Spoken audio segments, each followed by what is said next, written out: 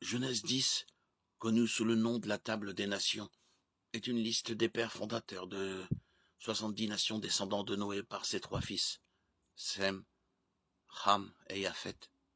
Elle contient 26 descendants de Sem, 30 descendants de Ham et 14 descendants de Japheth.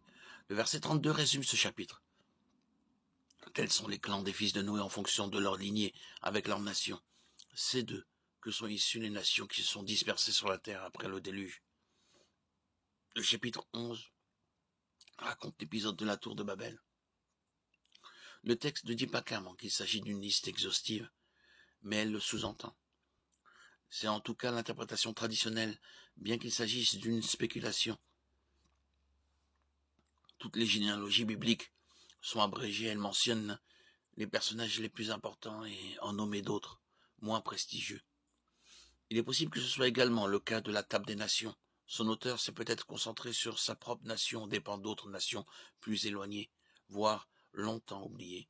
Toutes les nations du monde sont apparentées par Noé, mais ce lien ancestral ne perpétue pas définitivement une affinité culturelle entre ses descendants. Certaines nations de la liste sont facilement identifiables, tandis que d'autres sont plus obscures. Beaucoup de spécialistes ont cherché à les identifier, avec un succès relatif.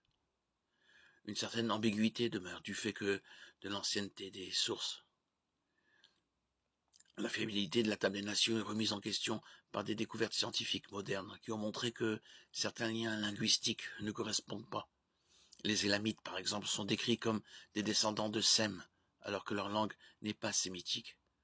Tandis que les Cananéens sont décrits comme des descendants de Ham, alors que leur langue est sémitique. Pour que cette objection soit valide, il faut exclure la possibilité d'importants changements linguistiques.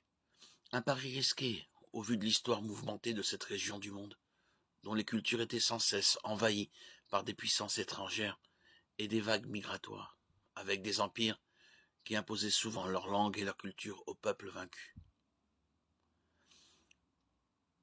L'hellénisation de l'empire perse après la conquête d'Alexandre le Grand en est un bel exemple. On peut aussi citer le cas des Israélites qui parlaient surtout hébreu jusqu'à la captivité babylonienne et à la conquête perse, puis ont adopté l'araméen, la langue officielle de l'empire perse. Le Talmud juif a été écrit en araméen ainsi que des parties importantes des livres de Daniel et d'Esdras. Jésus parlait probablement araméen.